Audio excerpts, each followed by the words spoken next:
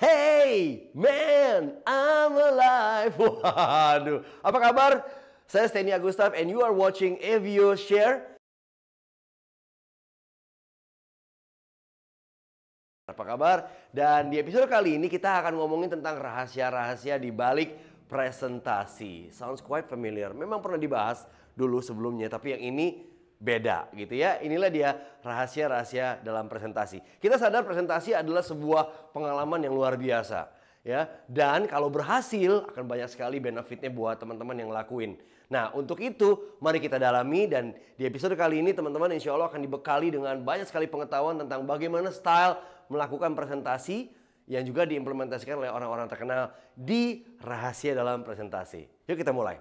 Nah, sebelum kita mulai saya intro sedikit lah. Presentasi adalah sebuah pengalaman yang gampang-gampang susah. Gampang kalau kita udah terbiasa, susah kalau kita belum biasa, apalagi tidak bisa menguasai emosi diri. Wah, ini akan berbahaya sekali. Jadi, it takes a lot of getting used to. Yang pasti kemampuan public speaking tingkat dasar udah kita lewati. Karena dalam presentasi itu ada tujuan khusus dan ada satu objektif, satu purpose gitu loh. Kenapa sih kita berdiri di panggung dan melakukan presentasi gitu ya. Mau jualan, mau membuat orang yakin, menyampaikan ide bisnis, mempengaruhi sebagian pemegang keputusan atau apapun purpose-nya, ya itulah purpose. Nah, kekuatan purpose ini didukung oleh ya jam terbang kita dan kemampuan kita dalam melakukan presentasi. Dua hal, psikologis dan teknik. Psikologisnya kita bisa nguasain diri kita, ya santai, inhale, exhale, dan yang kedua adalah teknik-tekniknya dan metodologinya kita kuasain. Ya, nah, di dalam episode kali ini Steny nggak banyak ngomongin tentang teori maupun metodologi, tapi teman-teman bisa ikutan. Ya, inilah rahasia-rahasia dalam presentasi. Yang pertama, craft an interesting title. Ini berhubungan dengan judul. Kalau kita pengen merebut perhatian orang, kita harus buat judul yang benar-benar interesting, surprising, shocking, atau ya benar-benar mengganggu pandangan orang. Tadi dia ngeliat handphone, tiba-tiba dia ngeliat, apa sih? Gambar Robert De Niro sama Ben Stiller. Kok ini kan kayak film deh, Little Fockers, ya kan? Nah, ini merebut perhatian orang karena perhatian adalah modal dasar sebelum kita melakukan presentasi. So, you are asked to craft an interesting title. Bikin judul yang menarik. Let me give you an example, ya.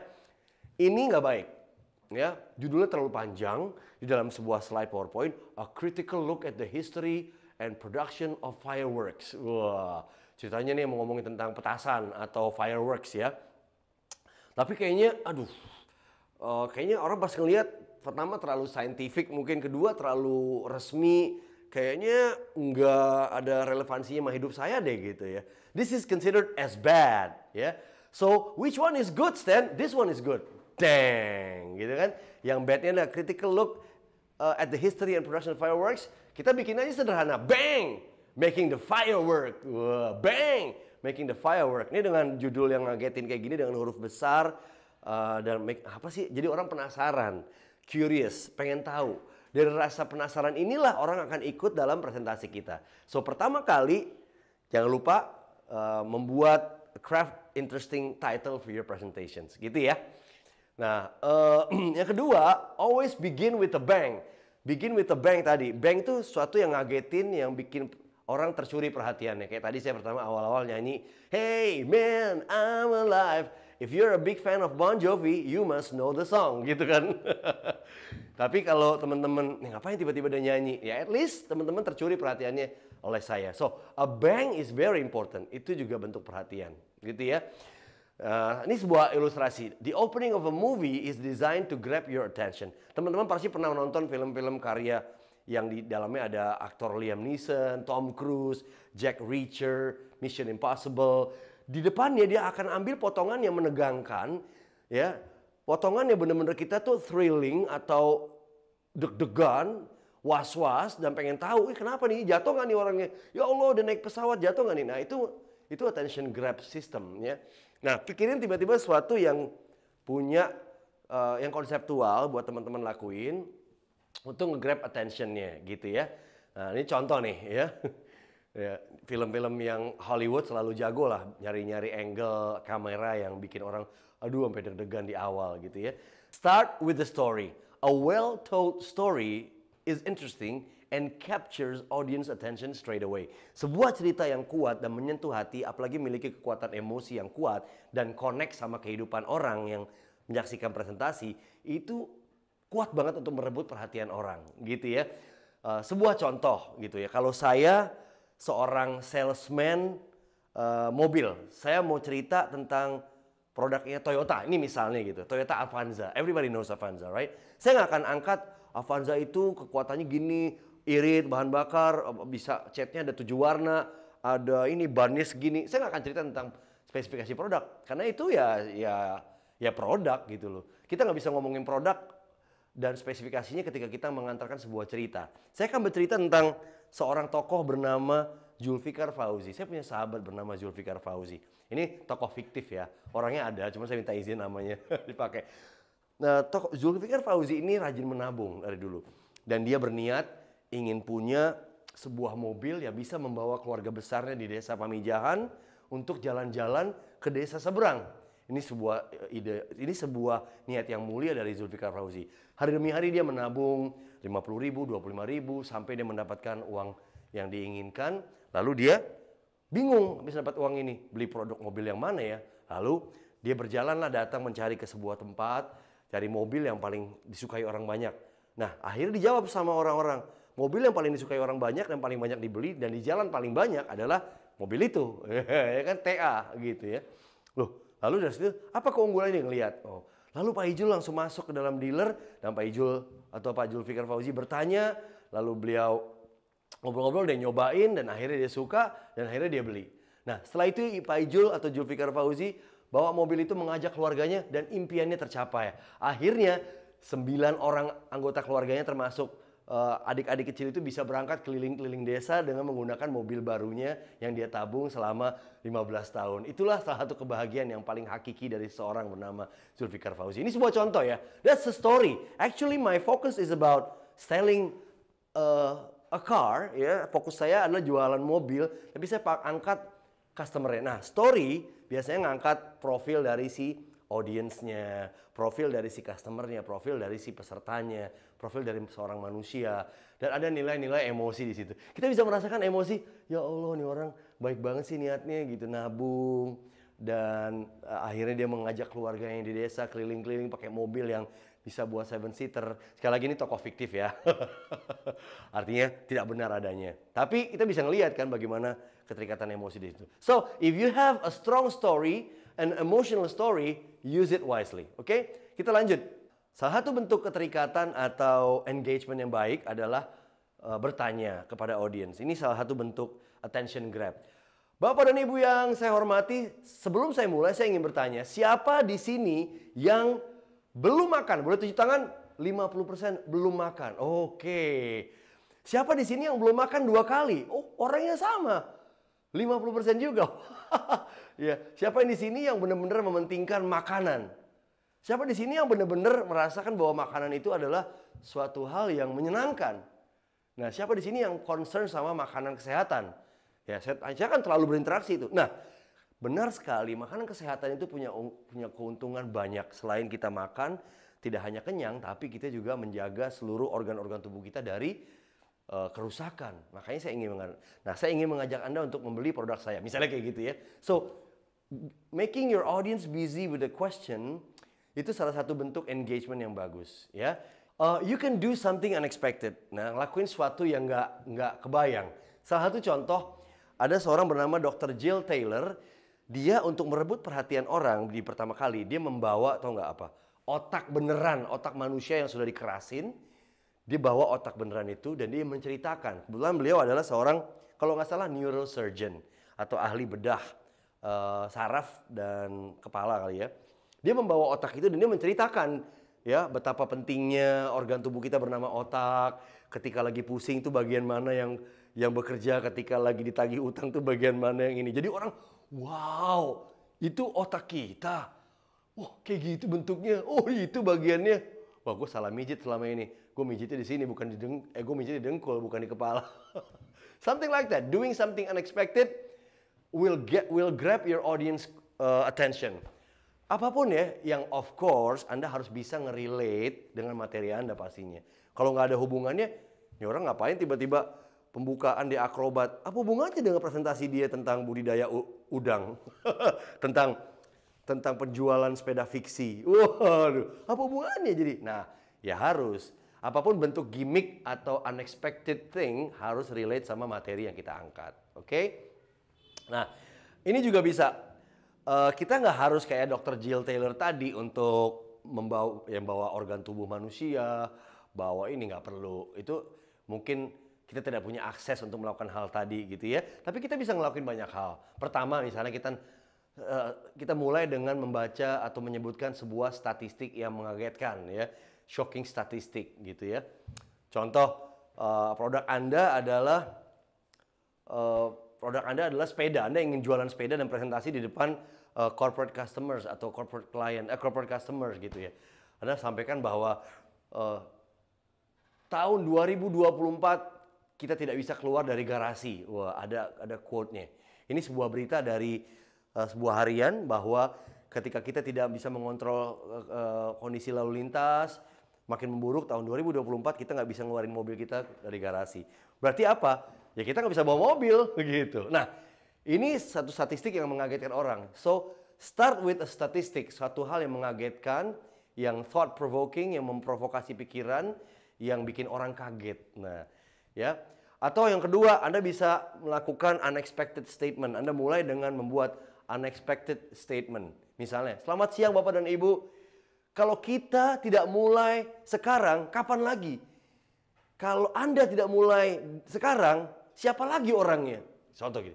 Maksudnya apa ya? Nah, dua hal ini yang selalu saya tanyakan. Pertama, topiknya mengenai perubahan misalnya. Dan siapa sih driver dari perubahan tersebut? Anda gitu ya. Jadi, always start with something yang tidak terduga ya. Mulai suatu yang tidak terbaca gitu ya. Anda bisa mengasih fakta-fakta yang mengagetkan atau Anda bisa membuat unexpected statement. Itu juga salah satu cara untuk nge-grab attention audience. Dan tips ketiga adalah limit your point. Saya tahu setiap manusia punya banyak hal yang ingin diceritakan, tapi yang penting adalah kita harus melimit atau membatasi poin-poin kita. Steve Jobs selalu menentukan 3 poin dalam setiap presentasi dia. Kebanyakan apapun yang dia mau jelaskan, dia membagi atas 3 cluster, 3 chapter, 3 part ya, 3 bagian, ya, selalu 3. The theory of 3, yaitu biasanya mudah. Jadi orang juga tahu, hadirin yang terhormat, saya akan membagikan 3 cara dalam membuat hidup Anda lebih bahagia. Nah, orang tahu cuma 3 nih. Jadi dia tahu when to expect, kapan nih berakhir, cuma 3. Katanya 3A, 3B, 3C, 3D. Ya, something like that gitu ya. Limit your points, dan kita diminta untuk fokus ke poin-poin yang jadi inti atau jadi kunci gitu ya. Apa sih kata-kata kunci atau inti dari presentasi kita ini dituliskan sama kita, ya kita jot down, terus kita limit numbers-nya yang kita mau omongin supaya Anda tidak terlalu menghabiskan waktu begitu lama. Dan berikutnya adalah kita diminta untuk fokus dalam memberikan penjelasan a few key points dengan cara yang baik. Ya, tadi misalnya dengan story. Story pertama adalah cerita mengenai Pak Zulfikar Fauzi yang sangat ingin memiliki mobil yang terjangkau dan ingin mengajak seluruh keluarganya di desa untuk pergi ke desa lain naik mobil yang sama. Yang kedua, ada seorang lain bernama Pak Dolai misalnya. Pak Dolai adalah seorang penjual tahu misalnya kayak gitu ya. Dan ini berhubungan dengan topik Anda. Yang ketiga adalah misalnya Pak Irul. Nah, Pak Irul adalah seorang yang rajin beribadah. Nah, contoh ya. Nah, Anda bisa pakai 3 tokoh ini untuk mengantarkan. Yang penting kan 3 tokoh ini mewakili 3 key points yang Anda mau sampaikan. Nah, dengan story yang menarik, orang akan ikut dengan presentasi Anda gitu. Dan fokus pada bagaimana menjelaskan cerita-cerita tadi Pak Zulfikar, Pak Dolai, Pak Irul, contoh ya. Sehingga orang tuh ngikut. Nah, biasanya story itu paling cepat untuk paling efektif. Karena apa? Orang Indonesia tuh suka dengar cerita. Nggak orang Indonesia aja, orang di seluruh dunia suka cerita. Kita aja zaman kecil nggak mau tidur kalau kita nggak didongengin sama ibu kita, benar nggak? Ma, bacain dongeng dong, ma bacain cerita dong gitu. Nah, orang Indonesia, orang kita khususnya suka bercerita, suka mendengarkan cerita. Ya, makanya sinetron laku, film laku, semua yang berhubungan dengan cerita-cerita laku, gitu ya. Nah, here is another important note. Anchor your key points. Nah, kalau Anda sudah punya key points tadi, 3 key points tadi, Anda mesti jangkarkan, Anda mesti hook, Anda mesti lakuin sesuatu supaya orang fokus pada key points tadi, anchoring ibaratnya. Contoh ya, banyak presenter menggunakan teknologi analogi, gitu ya. Saya ingin menjelaskan bagaimana oli itu bekerja. Misalnya saya seorang salesman oli, saya lagi presentasi di hadapan distributor. Ya, saya akan jelaskan. Saya menggunakan analogi. Analoginya apa? Saya analogikan adalah oli itu seperti darah dalam tubuh manusia. Saya akan cerita. Bapak tahu darah warnanya apa, Pak? Merah. Ya.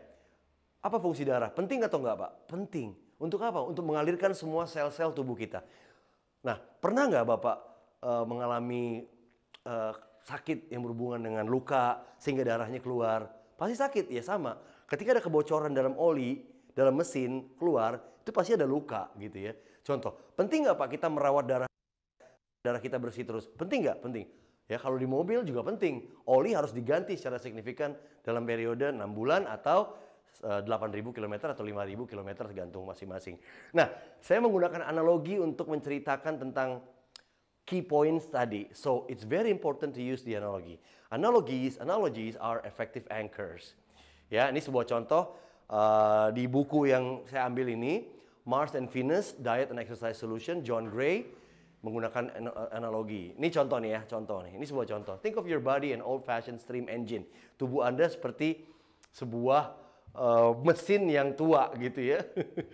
Anda mesti menyalakan semangat fire dengan batu bara gitu ya. Nah, ini sebuah contoh. Ya, dia lagi ngomongin. Ini penulis hal yang sama. Tapi Anda pasti sudah tahu cara gimana membuat analogi. Analogi harus lebih simpel dibanding kenyataannya. Bayangin, apa yang Anda mau bayangkan? Saya mau ceritakan tentang kesibukan di kota Jakarta ini seperti kesibukan di pasar gitu. Boleh. Yang penting orang bisa relate dan analoginya itu berhubungan dengan kehidupan mereka, gitu ya. And this one is also important. Number 5, create a compelling closing. Buat sebuah closing yang benar-benar membuat orang tidak akan pernah lupa menyaksikan presentasi Anda, gitu ya. Anda bisa bertanya tentang sebuah pertanyaan yang butuh orang berpikir sampai di rumah, ya. Anda bisa memberikan sebuah pertanyaan, Anda bisa memberikan sebuah fakta yang membuat orang berpikir. Ya, contoh kalau saya jualan sepeda tadi, apakah Anda akan membeli mobil 1,5 miliar dan menaruh di garasi Anda, tapi tidak keluar selama setengah tahun karena macet di luar sana?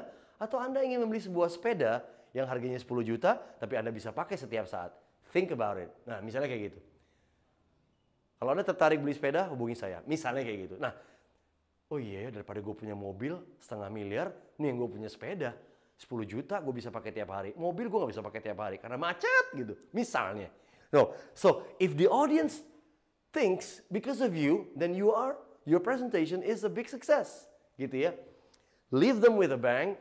Tinggalkan audience dengan sebuah closing yang menarik, closing yang membuat mereka berpikir, closing yang paling tidak membuat mereka mikir panjang. Dan ujungnya kita harapkan ada call to action. Akhirnya mereka beli sepeda tadi. Karena kalau nggak ada call to actionnya percuma juga presentasi nggak berhasil kalau presentasi jualan ya. Gitu ya. Nah, ada call to action yang jelas. So, create a compelling closings. Contoh ya, Bapak dan Ibu, ini akronim atau singkatan adalah salah satu anchor juga yang bisa kita lakukan. Ya, Bapak dan Ibu, saya akan kasih Anda sebuah tips untuk mendapatkan kebahagiaan. Tipsnya adalah sehat. S-E-H-A-T. Itu akronim ya. S, sepedahan tiap hari. Sepedahan tiap hari membuat Anda segar. E, enaknya menghirup udara dingin pegunungan gitu. H, misalnya H, hanya dengan sepeda Anda bisa menikmati pemandangan pagi dan udara yang dingin misalnya gitu. A, T, A. Ujungnya itu kalau Anda jualan sepeda, ya Anda buat akronim. Ya, akronim ini penting sekali, ya. Ya, terutama kalau Anda ingin menyampaikan sebuah presentasi yang informatif dan kelihatannya panjang, Anda buatlah akronim atau daftar singkatan. Tentunya singkatan tersebut harus yang agak nyeleneh atau paling enggak ya relate sama apa yang kita presentasiin. Jangan singkatannya singkatan fisika, tapi materinya materi biologi, nggak nyambung. Yang kayak gitu-gitulah. Ya, kalau bisa akronimnya adalah suatu istilah yang lagi diperbincangkan oleh orang banyak. Jadi mereka bisa aja tuh presenter, itu si yang pemateri, akronimnya atau singkatannya disebutannya Bang Jago.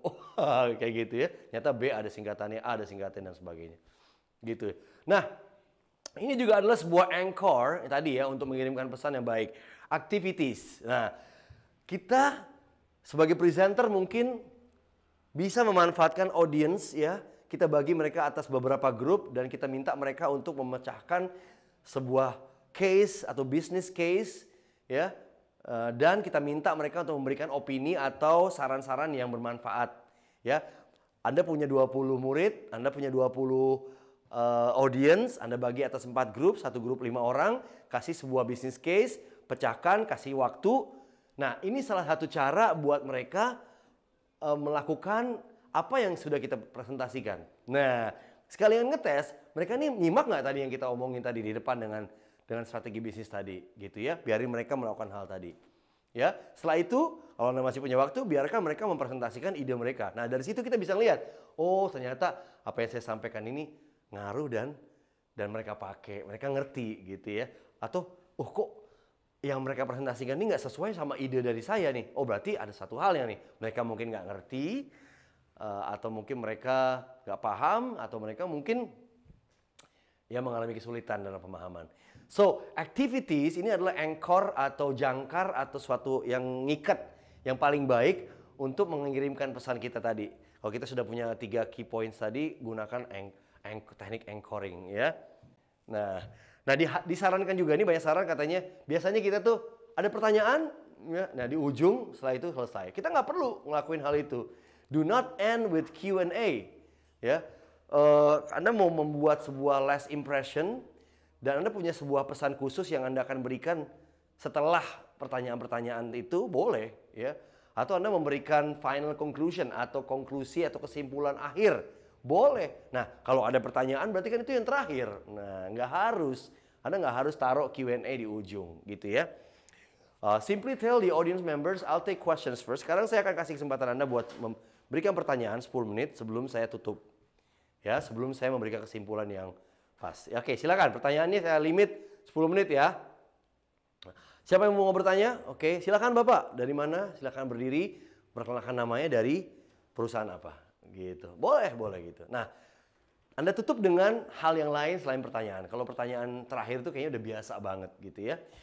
And this is very important. Don't forget to summarize your key points. Karena manusia itu susah fokus. Manusia itu banyak yang dipikirin. Mereka itu self-absorbed. Mereka tuh banyak menyimak hal-hal yang nggak penting. Bahkan ketika jasadnya atau tubuhnya ada di sini, pikirannya bisa ada di mana-mana. Itulah hebatnya manusia. So, at the end, at the last or at the tip, di ujung presentasi kita masih berjuang untuk memberikan summary dari key points kita. In your conclusion, summarize your main points. Ini adalah opportunity atau kesempatan terakhir untuk membuat mereka ingat dengan key points yang Anda berikan dan mengikatnya gitu. Ya, masih berusaha. Nah, biasanya juga ada yang datang telat tuh ke dalam sebuah presentasi, dia telat. Dia setengah jalan, dia seperempat mau berakhir baru dia ini. At least dia masih mendapatkan informasi penting lah. So summarize your key points is very important. Nah, ini juga pesan penting, make a clear call to action.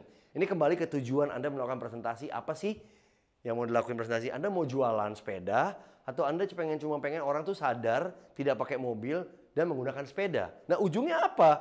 Kalau nggak ada jualannya gitu, misalnya gitu ya. So, a clear call to action is very important, ya. Dan kalau bisa Anda antarkan mereka kepada langkah berikutnya. Bapak dan Ibu, setelah saya sampaikan bahwa tahun 2024 kita tidak bisa menggunakan mobil kita karena mobil kita sudah bisa keluar dari garasi dan traffic begitu macet, jadi sepeda adalah solusinya. Nah, untuk mendapatkan sebuah sepeda yang menarik dengan penawaran yang jauh lebih murah ekonomis dibanding Anda beli di luar, saya akan memberikan sebuah nomor buat Anda menghubungi ini. Dalam waktu 1 jam setelah acara, saya akan menunggu Anda dan insya Allah saya akan membantu Anda mendapatkan sepeda ini dengan diskon 30%. Misalnya gitu ya, contoh. To clear to action, jelas actionnya apa, Dan stepnya apa jelas gitu loh. Audience tuh harus ngapain. Jadi kata audience, gue harus ngapain sih? Oh lu jualan sepeda, ya udah. Oh belinya di nomor ini, ya udah. Atau bisa beli habis acara, ya udah. Nah itu jelas gitu. Ya, jadi ya nggak apa-apa. In the end kita pertarungan kepentingan dalam presentasi kita apa sih yang penting. Jangan presentasinya keren tapi nggak jelas clear to actionnya apa. Ya, call to actionnya nggak clear gitu loh. Ya ini berbahaya. Nah, how to get better? Ini saran berikutnya. Gimana sih menjadi lebih baik? Tentunya kita melakukan practice and feedback loop. Kita latihan di depan pasangan kita, minta dia menilai, minta dia kasih feedback. Kita latihan di depan kolega kita, teman kantor kita. Gue mau presentasi nih di hadapan calon-calon nasabah, calon-calon pembeli sepeda gitu ya. Lo wakilin ya, lo jadi audience, gue akan presentasi sama lo kasih penilaian sama gue. Kita penting. Ya tentunya dua arah ya. Dan kalau bisa ketika dia ngelakuin hal yang sama, Anda juga membantu teman Anda gitu. Jadi harus saling membantu. Kalau bisa Anda bantu duluan sehingga dia juga akan bantu gitu ya. Nah, keep practicing and getting feedback. Latihan terus dan mendapatkan feedback tentang performance Anda. Kalau Anda punya video, kamera, Anda rekam, Anda nonton, lihat. Ini bukan buat GR-GRan atau buat berbangga-bangga hati, tapi Anda perlu ngeliat, ini body language saya cocok nggak sih ketika ngomong ini? Kok saya ngomongnya ribet ya di sini? Kok saya terlalu cepat bicara di sini? Kayaknya saya harus lambatin di sini. Ini karena ini ada nilai sejarah, ini ada penting gitu ya.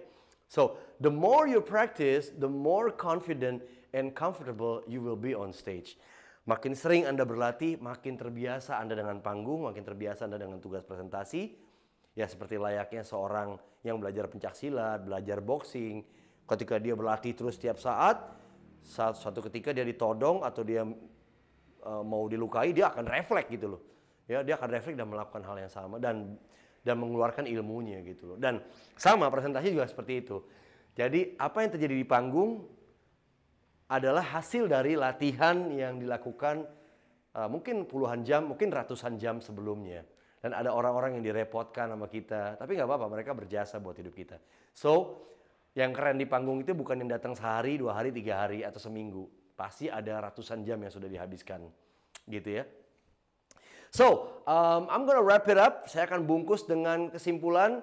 Apa saja sih tips-tips penting, rahasia-rahasia di balik presentasi yang menawan. Pertama, Anda harus membuat judul yang menarik perhatian supaya orang stay dan menonton atau menyaksikan presentasi Anda. Craft an interesting title buat presentasi Anda. Kedua, begin with a bang. Kagetin mereka dengan sesuatu yang membuat mereka, oh seru banget nih tiba-tiba si presenternya di awal udah ngasih tebak-tebakan lucu dengan dapat coklat. Apapun itu ya, begin with a bang. Selalu mulai dengan suatu hal yang mengagetkan. Yang ketiga, apapun yang Anda mau omongin, limit your points. Biasanya 3 ya, atau 4 atau 5 maksimal. Yang keempat, anchor your points. Poin-poin tadi harus Anda hook, harus Anda ikat dengan berbagai cara supaya mereka tuh nyerap. Tadi saya sudah sebutin dengan ada yang dibentuknya diskusi, ada yang bentuknya tadi ada yang bentuknya bercerita dan sebagainya gitu ya. Dan yang kelima, Anda harus membuat compelling closing. Closing yang benar-benar kena dan orang jadi nggak lupa gitu ya. And last but not least, practice atau latihan dan dapatkan feedback dari orang-orang yang ada di sekeliling Anda. Make a friends with people who have the same interest. Orang-orang yang punya ketertarikan yang sama ditemenin tuh. Jadi kita bisa saling membantu. Dan percayalah, Anda seperti rautan. Jadi saling mengasah supaya lebih tajam. Seperti pengasah pisau. Jadi saling mengasah dan akhirnya bisa lebih tajam dua-duanya dan lebih baik. Gitu ya teman-teman. And that would be my last hour. Terima kasih banyak. Kalau teman-teman punya pertanyaan, ya silakan teman-teman tuliskan komentar ya di YouTube channel ini atau di Instagram ini. Insya Allah saya akan menjawab pertanyaannya. Kalau nggak dari admin FVO Productions ya. Anda bisa masuk menikmati di 2 akun FVO Productions dan Steny Agustaf. Dan if you think this is very important and you want to share with your friends, boleh di-share. Kalau Anda nggak mau ketinggalan konten-konten yang lain yang berhubungan dengan public speaking dan presentasi, berarti Anda harus subscribe dan jangan lupa dinyalakan loncengnya. Terima kasih, semoga bermanfaat. And always believe in your own potential. Kalau bukan diri Anda yang percaya dengan potensi yang Anda punya, siapa lagi? Ya, orang di luar sana hanya bisa bahagia karena Anda bahagia. Ya, terima kasih. Saya Steny Agustaf. Sampai jumpa. Wabillahi taufiq wal hidayah. Wassalamualaikum warahmatullahi wabarakatuh.